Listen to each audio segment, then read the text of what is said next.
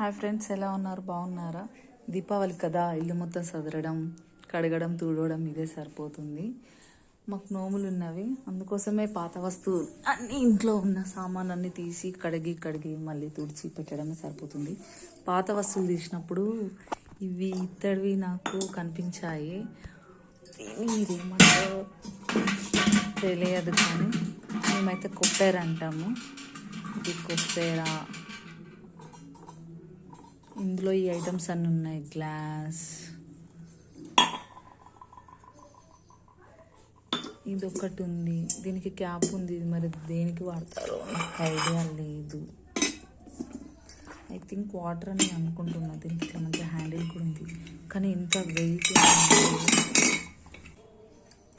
ఇది ఒకటి ఉమ్మడానికి I think. ఇదైతే ఇవన్నీ సామాను. ఇంకా కొన్ని ఉన్నాయి, నిన్ననే కడిగేసి ఆ పైన సదిరి పెట్టేశాము.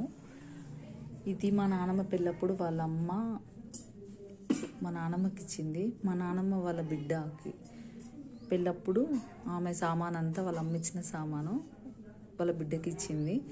అంటే మా మేనత్త, మా మేనత్త కొడుకుని నేను పెళ్ళి చేసుకున్నా అన్నట్టు. ఇవన్నీ సామాన్లు. అది చూస్తుంటే ఎప్పటివో ఇన్ని ఇయర్స్ నుండి వస్తున్నాయి. మీ ఇంట్లో ఇలాంటి ఐటమ్స్ ఉన్నాయా? మీరు ఎప్పుడైనా చూసారా? వీటి గురించి ఆలోచించారా? Please comment.